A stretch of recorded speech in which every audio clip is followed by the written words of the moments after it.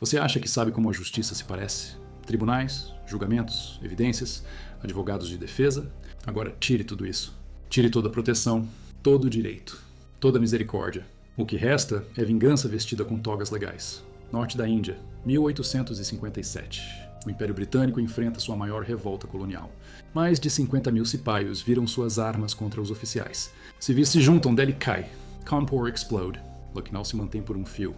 E quando os britânicos retomam o controle, eles não restauram a ordem.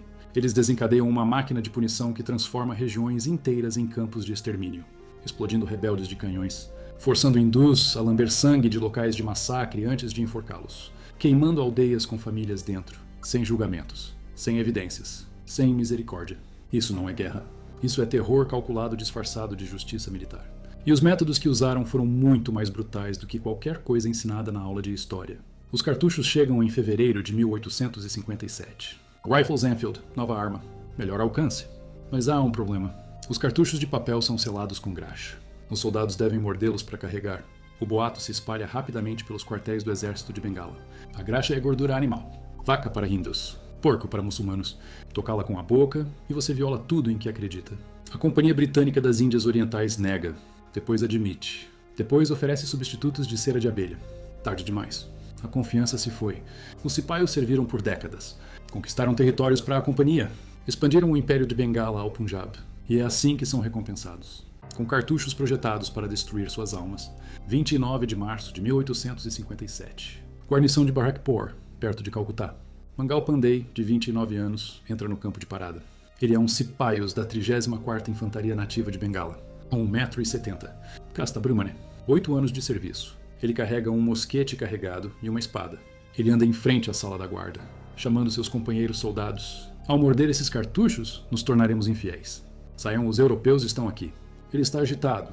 Alguns dizem que intoxicado com bang. Ele ameaça atirar no primeiro europeu que vir. O sargento-mor James Hilson chega. Ordena ao Jemadar Ishwari Prasad que prenda Pandey. Prasad recusa. Não posso prendê-lo sozinho. O tenente Henry Ball se aproxima a cavalo. Pandey atira. O cavalo cai. Pandey ataca Bosch com sua espada. O Fere Hilson. Outros cipaios observam, armados, em serviço. Eles não fazem nada. O general John Hersey galopa até a cena com seus 2 filhos. Saca sua pistola. Ameaça atirar no primeiro homem que desobedecer. A guarda do quartel se forma. Move-se em direção a Pandey. Pandey coloca o cano do mosquete em seu peito. Puxa o gatilho com o dedo do pé. O tiro o fere. Não o mata. Ele é preso. A corte marcial se reúne em 6 de abril. 2 acusações. Motim. Violência contra oficiais superiores. O julgamento é rápido. Pandey fala. Agi sozinho. Em nome da Índia. A sentença é morte por enforcamento. Agendada para 18 de abril. Mas as autoridades britânicas temem esperar. Temem uma revolta maior se atrasarem. Eles adiantam a data da execução em 10 dias. 8 de abril de 1857. Barrackpore. Todas as unidades britânicas e indianas são reunidas. Mangal Pandey é enforcado diante dos regimentos reunidos. Ele se recusa a fazer qualquer revelação. O Delhi Gazette relata que isso tem um efeito muito desanimador sobre os regimentos de cipaios. O Jemadar Ishwari Prasad é enforcado separadamente em 21 de abril. Ele expressa arrependimento, exorta os cipaios a obedecerem seus oficiais. Os cipaios Shaikh Paltu, que ajudou a subjugar Pandey, é promovido a Havildar, decorado com a Ordem do Mérito Indiano. Depois assassinado em uma parte isolada do acampamento antes que o regimento seja desfeito. Em 6 de maio, toda a 34ª Infantaria Nativa de Bengala é desfeita com desgraça. 7 companhias, despojadas de uniformes, punição coletiva, por não conseguir conter um soldado amotinado. Se você valoriza a história colonial documentada e relatos factuais de brutalidade imperial como este, inscreva-se. É a melhor maneira de apoiar nosso trabalho. Comente também de qual cidade você está ouvindo isso. Este roteiro é pesquisado e factual, usando fontes dos livros azuis parlamentares de 1858 apresentados à Câmara dos Comuns, que documentaram a brutalidade dos oficiais da companhia, e o relatório de tortura da Índia Oriental de 1855 a 1857, publicado pela Cambridge University Press no estudo de Jill Bender, a Revolta Indiana de 1857 e o Império Britânico, detalhando como a Grã-Bretanha destruiu aldeias e enforcou muçulmanos com carne de porco na boca, e forçou hindus a lamber manchas de sangue em locais de execução. Agora, de volta à informação. 10 de maio de 1857. Meerut. 85 cipaios recusam os cartuchos Enfield. Eles são julgados em corte marcial. Recebem penas de prisão que variam de 5 a 10 anos, acorrentados, desfilados diante de seus regimentos em correntes, Seus camaradas observam. Na noite seguinte, os cipaios se levantam. Eles invadem a prisão. Libertam os prisioneiros. Atiram em seus oficiais britânicos. Matam mulheres. Matam crianças. Pela manhã, eles marcham 36 milhas até Delhi. A guarnição local se junta a eles.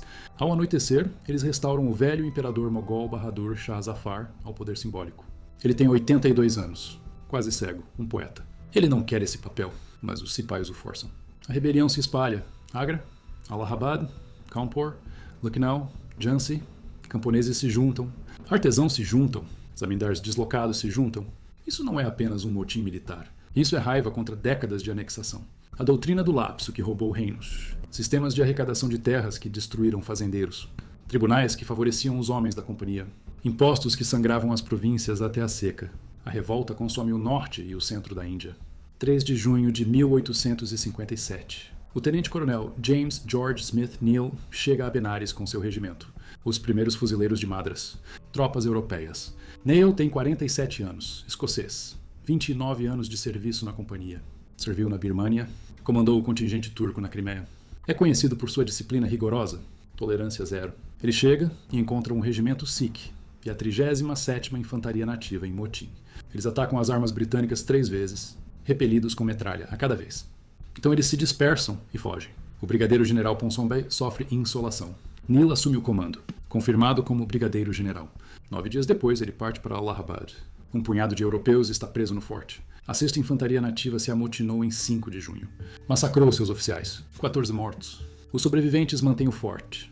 Mal.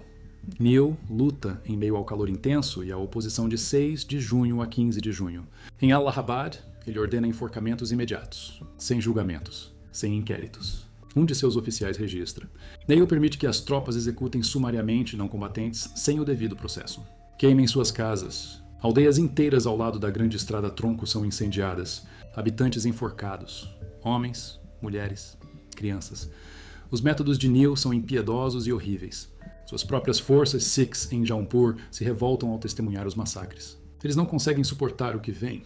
Neal não se importa. Ele escreve que dará um exemplo que nunca será esquecido. Fatehpur, uma cidade entre Allahabad e Kanpur. Uma multidão ataca e mata a população britânica local. Neal usa isso como pretexto. Toda aldeia ao lado da estrada deve queimar. Todo habitante deve ser enforcado, indiscriminadamente, sem distinção entre rebelde e inocente. O tenente Charles Griffiths escreverá mais tarde que, depois que Delhi é recapturada, corpos mortos jazem em quase todas as ruas, apodrecendo sob o sol escaldante. Este é o padrão. As aldeias se tornam montes de brasas ardentes, cinzas, esqueletos humanos meio assados saindo. Um oficial protesta. Neal o ignora. O público britânico em casa lê relatórios higienizados. Eles veem Neal como um herói, um soldado corajoso, resoluto e autossuficiente. O homem que conteve a torrente da rebelião. Eles não veem as aldeias. Eles não contam os corpos. Eles não ouvem os gritos. Kanpur. 4 de junho de 1857. Os cipaios se amotinam. O general Hugh Wheeler comanda a guarnição britânica. Ele tem 67 anos, 54 anos de serviço na Índia, casado com uma mulher indiana, fala várias línguas, popular entre seus cipaios. Ele confia neles. Ele está errado. Liderando os amotinados está Nana Sahib, vizinho de Wheeler, seu suposto amigo. Nana está amargurado. Seu pai era um príncipe maratha. Recebeu uma pensão britânica. Quando seu pai morreu, a pensão parou. O território foi anexado. Nana perdeu sua herança. Perdeu sua renda. Agora ele comanda o cerco. Wheeler o armou. Deu-lhe o depósito de munição da guarnição, pensando que Nana defenderia os britânicos. Em vez disso, Nana vira todas as armas contra a trincheira. O cerco dura 3 semanas. Calor de junho. Mais de 40 graus Celsius. 240 homens. 375 mulheres e crianças. Amontoados em quartéis inadequados. Fogo de artilharia dia e noite. A água está acabando. A comida quase se foi. Suprimentos médicos esgotados. A doença se espalha. Muitos enlouquecem. O filho de Wheeler é decapitado por fogo de artilharia. Sua cabeça rola pelo complexo. 25 de junho. Nana oferece termos. Passagem segura para Allahabad de barco. Wheeler tem comida para mais 3 dias. Ele concorda, desde que mantenham armas pequenas e evacuem à luz do dia. Manhã de 27 de junho. Os britânicos deixam a trincheira. Marcham para Sati Chauragat, no Ganges. Barcos estão esperando. Fornecidos por Nana, eles embarcam, famílias, feridos, oficiais. Cerca de 400 pessoas. Enquanto eles se afastam, tiros irrompem de ambas as margens. Cipaios posicionados com linhas de tiro claras. Os barcos são incendiados com carvão em brasa. A maioria permanece presa na lama. Os britânicos tentam empurrá-los para fora. A cavalaria rebelde entra na água. Acaba com os sobreviventes. Ao anoitecer, quase todos os homens estão mortos. 120 mulheres e crianças são capturadas, levadas de volta para Cawnpore. Primeiro para a Casa Savada, depois para o Bibigar, a Casa das Senhoras. Um edifício de 12 metros por 15 metros, dividido em 3 partes. 185 metros quadrados no total. No calor de julho, 180 mulheres e crianças são amontoadas lá dentro. Mais tarde, refugiados de Fatehgarh se juntam a elas. 4 homens, 200 mulheres e crianças no total. Elas são colocadas sob os cuidados de Hussaini Khanum, uma serva de concubina. Ela é brutal, estapeia as mulheres, força-as a se despir, faz com que façam trabalhos braçais, humilha-as diariamente. 15 de julho. A notícia chega a Nana. A força de socorro do general Henry Havelock derrotou suas tropas. Eles estão avançando sobre Cawnpore. Nana decide não deixar testemunhas. Ordena a execução de todos os reféns. Os cipaios recusam. Eles não matarão mulheres e crianças. Os homens de Nana encontram 5 locais. 2 açougueiros muçulmanos, 2 camponeses hindus, um guarda-costas. Armados com facas e machados, eles entram no Bibigar. Os gritos duram horas. Quando termina, 206 mulheres e crianças estão mortas. Algumas ainda estão vivas, escondidas sob os cadáveres. Varredores jogam todos os corpos em um poço no complexo. 15 metros de profundidade. Ninguém sobrevive. 16 de julho. Manhã. As forças de Havelock retomam Cawnpore. Eles se aproximam do Bibigar. A multidão se afasta. O magistrado John Shearer entra primeiro. Relata a atrocidade a Havelock. Soldados entram para ver. Muitos conheciam as vítimas pessoalmente. Oficiais perdem o controle. A disciplina se desfaz. Soldados invadem os depósitos de Todd. Ficam bêbados. Então eles saqueiam Cawnpore. Pilhando, queimando, matando, a cidade sangra. Mas isso é apenas o começo. O que vem a seguir é sistemático. Calculado, aprovado de cima, Neil chega a Cawnpore. Assume o comando da cidade enquanto Havelock avança em direção a Lucknow. Neil vê o Bibigar, vê o poço, vê as manchas de sangue.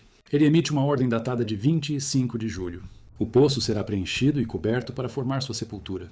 Mas a casa manchada com seu sangue não será limpa por europeus. Neil determinou que cada mancha daquele sangue inocente será limpa e apagada pelos próprios malfeitores, selecionados de acordo com sua patente, casta e grau de culpa. Isso não é sobre limpeza. Isso é sobre poluição de casta. Brahmanes são reunidos. Muitos não têm nada a ver com o massacre.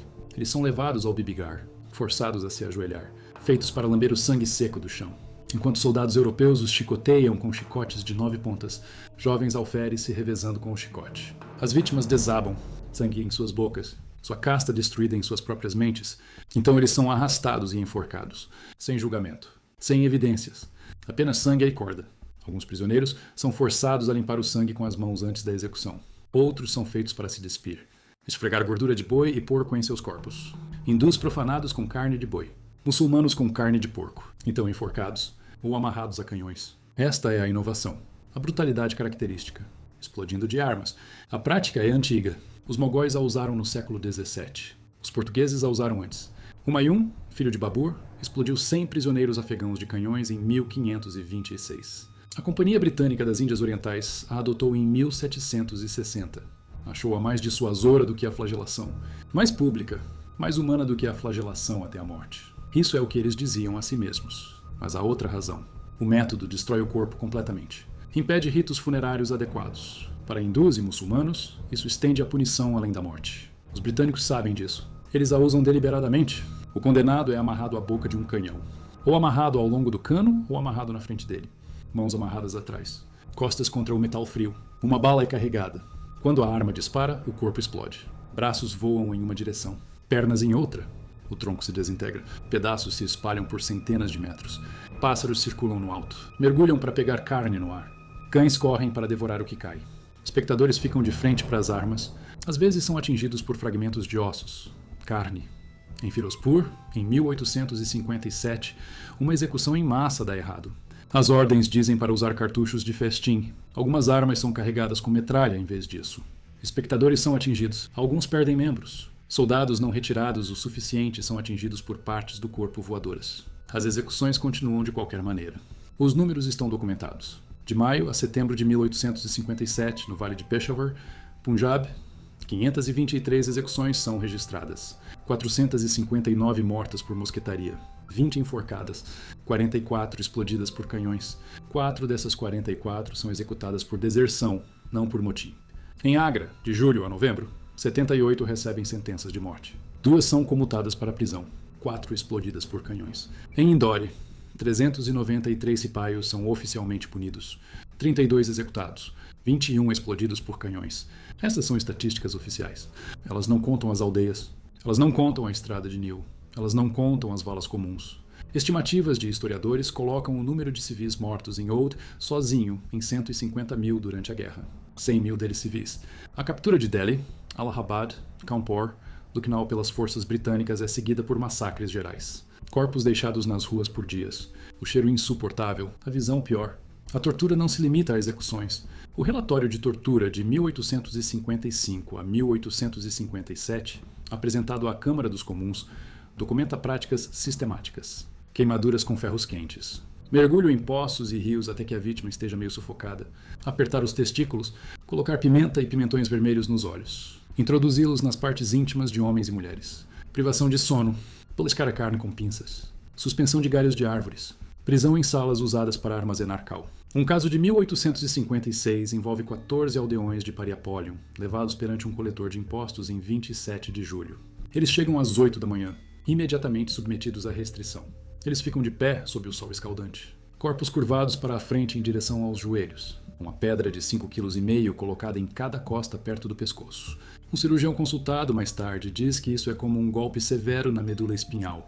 O calor, o sangue correndo para a cabeça, o peso esmagador. Por 14 horas eles ficam assim. Das 8 da manhã até quase 10 da noite. Homens picando suas coxas com paus o tempo todo. Sem comida, sem água. Um velho morre dias depois. A quantia que ele devia. 2 anas, 10 pence, 5 pence e um farthing. 5 pence e um farthing de imposto. E ele morre por isso. Se você valoriza a pesquisa histórica documentada que desenterra essas verdades ocultas, inscreva-se. É assim que continuamos este trabalho. Comente também seus pensamentos de onde quer que esteja assistindo. Este roteiro é pesquisado usando fontes primárias, incluindo os livros azuis parlamentares de 1858, a análise detalhada do Rare Historical Photos, publicada em 25 de abril de 2024 sobre métodos de execução por canhão, e o leitor de 1857 do estudioso de Cambridge Pramod Nayar, documentando essas práticas judiciais com evidências de arquivo. Agora, de volta à brutalidade. 18 de setembro de 1857. A marcha final sobre Lucknow começa. O general James Outram comanda. Havelock é o segundo. Neil lidera a primeira brigada. Eles lutam em meio ao calor intenso. Chuva, 3.000 soldados. O assalto começa em 23 de setembro. A Lumbag. Neil se expõe imprudentemente à frente de sua brigada. 25 de setembro. O grande ataque a Lucknow em si. A fúria de Neil é imparável. Seus homens entram na cidade. Então, um tiro. Neil cai. Bala na cabeça no Casbazar. Morto aos 47 anos. Sua viúva recebe a patente e precedência de esposa de cavaleiro comandante da Ordem do Banho. Memoriais erguidos em Lucknow e Ayr, seu nome dado a um acampamento. Uma ilha nas Andamão. Os britânicos o glorificam. Corajoso, resoluto, autossuficiente. O homem que salvou o império. Na Índia, ele é lembrado de forma diferente. O açougueiro de Allahabad. 1927. Madras. Nacionalistas indianos exigem a remoção de sua estátua na Mount Road, liderados pela Madras Mahajana Sabha, o Comitê Provincial do Congresso Nacional Indiano. Eles demonstram. Milhares marcham. A estátua é muito imponente. 4 metros e 27 centímetros de altura. Bronze, em uma atitude imponente, encomendada por Lord Canning. Esculpida por Matthew Noble, financiada por subscrição pública. 18.953 rúpias. Um símbolo do orgulho britânico. Um lembrete da humilhação indiana. Os protestos continuam por anos. Finalmente, em 1937, a estátua é derrubada. Delhi cai em setembro de 1857, após uma semana de ferozes combates de rua. 9.000 soldados britânicos, 1/3 europeus, 2/3 Sikhs, muçulmanos punjabis, Gurkhas. A artilharia abre brechas nas muralhas. Explode o portão de Caxemira. Depois é casa a casa, quarto a quarto. Quando a fumaça se dissipa, a cidade é saqueada. Pilhagem, assassinatos, uma orgia de violência. Bahadur Shah Zafar é capturado. Seus 3 filhos são executados. Mirza Mughal, Mirza Khizr Sultan, Mirza Abu Bakr, fuzilados sem julgamento. Seus corpos exibidos publicamente. O imperador é julgado, considerado culpado, exilado para Rangoon. Ele morre lá em 1862, cego, quebrado, escrevendo poesia sobre sua cidade perdida. Com a queda de Delhi, a rebelião começa a desmoronar. Gwalior cai em 20 de junho de 1858, o último grande reduto rebelde. A paz é oficialmente declarada em 8 de julho de 1859, mas os assassinatos não param imediatamente. Rebeldes são caçados por meses. Tatya Top, que comandou em Cawnpore, lidera uma campanha de guerrilha. Conquista um respeito relutante dos britânicos, finalmente capturado pelas tropas do general Napier, enforcado em 18 de abril de 1859. Nana Sahib desaparece. Seu destino é desconhecido. Alguns dizem que ele fugiu para o Nepal. Morreu lá. Outros dizem que ele foi morto tentando escapar. Nenhum corpo jamais encontrado. Nenhuma sepultura. Apenas perguntas. O rescaldo remodela a Índia. 1º de novembro de 1858. A coroa britânica assume o governo direto. A Companhia Britânica das Índias Orientais é dissolvida após 258 anos. A Rainha Vitória emite uma proclamação. Promete respeitar as religiões indianas. Promete tratamento igual perante a lei. Promete não mais anexações. Essas promessas são variadamente cumpridas. O exército é reorganizado. As tropas europeias aumentam. Os regimentos indianos são cuidadosamente equilibrados. Nenhum grupo recebe muito poder. Sikhs, Gurkhas, muçulmanos punjabis são fortemente recrutados, vistos como leais. Bengalis são marginalizados, vistos como sediciosos. A proporção muda. Antes de 1857, o exército de Bengala tinha 86 mil homens, 12 mil britânicos. Depois o equilíbrio muda. Mais britânicos, mais raças marciais, menos confiança. A máquina administrativa se expande, mais funcionários britânicos, menos indianos. O serviço civil indiano se abre para indianos em teoria. Na prática, os exames são realizados apenas em Londres. Em inglês, poucos indianos podem competir. O racismo se torna mais arraigado. Antes de 1857, alguns homens britânicos se casavam com mulheres indianas, aprendiam idiomas, respeitavam os costumes. Depois de 1857, isso acaba. Clubes separados, bairros separados, vidas separadas. As Mem Sahibs chegam, mulheres britânicas insistindo na sociedade britânica adequada. A distância aumenta. A Lei dos Conselhos Indianos de 1861 cria conselhos legislativos. Indianos podem ser nomeados, mas eles não têm poder real, nenhum voto sobre orçamentos, nenhum controle sobre a política. Apenas fachada. As universidades se expandem. Calcutá, Bombaim, Madras, criando uma elite educada em inglês. Essa elite eventualmente exigirá independência, mas ainda não. Não por décadas. A violência de 1857 cria um trauma duradouro. Os britânicos veem isso como prova de que os indianos são traiçoeiros, bárbaros, não podem ser confiáveis. Os indianos veem a hipocrisia britânica. Eles prometem civilização, eles entregam canhões, eles prometem lei, eles entregam linchamentos, eles prometem cristianismo, eles praticam a crueldade. O massacre em Cawnpore se torna uma obsessão britânica. Lembrem-se de Cawnpore. O grito de guerra ecoa em cada batalha subsequente, cada execução, cada punição. Mas eles esquecem o que veio antes. As anexações, as tomadas de terra, as humilhações, os cartuchos. A narrativa britânica é simples. Sepois fiéis se tornaram traiçoeiros. Massacraram mulheres e crianças inocentes. Exigiram punição severa para restaurar a ordem. A narrativa indiana é complexa. Décadas de exploração explodiram. Uma luta por dignidade, pela religião, pela terra, pela justiça. Brutalmente esmagada por tecnologia superior e força implacável. Ambas as narrativas estão incompletas. Ambas contêm verdade. Ambas contêm mentiras. O sistema judicial após 1857 se formaliza. Tribunais estabelecidos. Procedimentos escritos. Processos de apelação criados. No papel parece justo. Na prática, juízes britânicos julgam réus indianos. A lei britânica aplicada aos costumes indianos. Padrões britânicos determinam a culpa indiana. As taxas de condenação para indianos acusados de crimes contra britânicos são de quase 100%. As taxas de condenação para britânicos acusados de crimes contra indianos são de quase zero. O relatório de tortura de 1855 revela isso. Oficiais da companhia acusados de brutalidade são protegidos por apelações estendidas. Raramente enfrentam consequências. O sistema protege os seus. 1857 ensina uma lição aos britânicos. Não sobre justiça, sobre controle. Nunca mais eles permitirão que os indianos cheguem tão perto de derrubá-los. Nunca mais eles confiarão em soldados indianos com muito poder. Nunca mais eles hesitarão em usar força máxima. As represálias após 1857 superam em muito a violência original. Os britânicos admitem isso em particular. Publicamente eles justificam tudo. Os fins justificam os meios. A ordem deve ser restaurada. Exemplos devem ser dados. O império deve ser preservado. As fotografias começam a aparecer em 1858. Felice Beato chega à Índia, fotógrafo ítalo-britânico. Ele captura Delhi, Lucknow, Cawnpore. Suas fotografias mostram ruínas, ruas vazias, ossos espalhados. O Palácio Sikandarbag em Lucknow, onde 2.000 rebeldes foram massacrados pelos 93 Highlanders e o 4º Regimento de Punjab. Beato fotografa o pátio. Esqueletos ainda visíveis, espalhados pelo chão. Essas imagens viajam para a Grã-Bretanha, para galerias, para publicações. Elas higienizam a violência. tornam-na pitoresca, romântica até. As ruínas do Império, o custo da rebelião. As fotografias não mostram as execuções, não mostram as chicotadas, não mostram o sangue sendo lambido dos pisos, não mostram os corpos explodindo de canhões. Essas imagens permanecem na memória, no trauma, em histórias transmitidas por gerações. A memória de 1857 diverge. Na Grã-Bretanha torna-se o motim indiano, uma rebelião de cepos ingratos, rapidamente suprimida, ordem restaurada. Na Índia, torna-se a primeira guerra de independência. O primeiro levante em massa contra o domínio colonial, brutalmente esmagado, mas não esquecido. 127 anos depois, em 5 de outubro de 1984, o governo indiano emite um selo postal comemorativo. Mangal Pandey, o homem que disparou o primeiro tiro, o homem que recusou os cartuchos, o homem enforcado em Barrackpore. Seu rosto em um selo, um mártir, um herói. Um começo. Em Barrackpore, um parque é dedicado a ele. Uma estátua erguida, um memorial. Onde antes ficavam as forcas, agora crescem jardins. Onde o sangue encharcou o campo de desfile, crianças brincam. Mas a memória permanece, as histórias permanecem, o trauma permanece. O poço em Bibihar é preenchido, coberto, um memorial construído sobre ele. Os britânicos erguem uma estátua, um anjo lamentando sobre o poço, inscrito com nomes, mulheres, crianças, os inocentes. Em 1947, a Índia conquista a independência.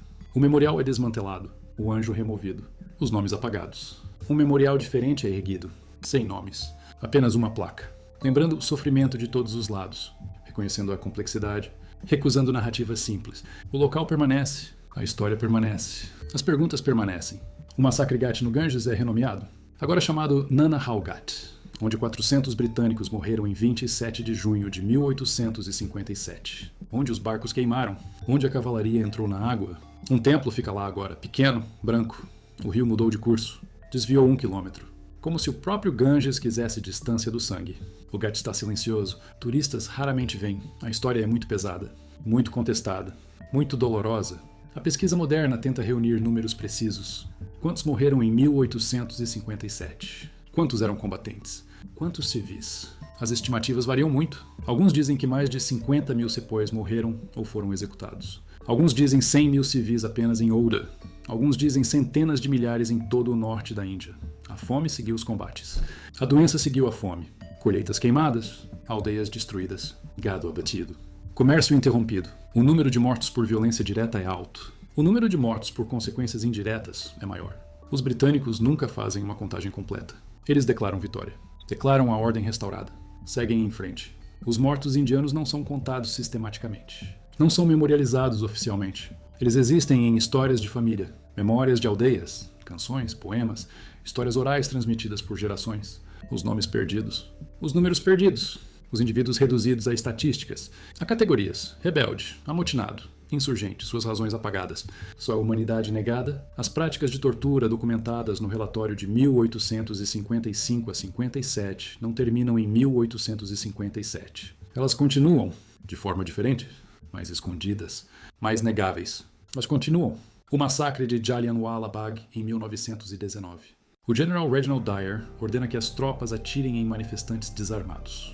Presos em um jardim murado, sem saída. 1.500 tiros disparados. Contagem oficial: 379 mortos. Contagem não oficial muito maior. Dyer é removido do comando. Não recebe acusações criminais. Retorna à Grã-Bretanha como um herói para muitos. A Câmara dos Lordes arrecada dinheiro para ele. O público britânico lhe envia milhares de libras. Um agradecimento por cumprir seu dever. Os padrões se repetem. Rebelião, repressão, justificativa. O manual de 1857 usado repetidamente. A diferença é a fotografia, o jornalismo, os telégrafos. As comunicações aceleram. Esconder-se se torna mais difícil, mas não impossível. Os britânicos são hábeis no controle da narrativa, na moldagem, na justificativa.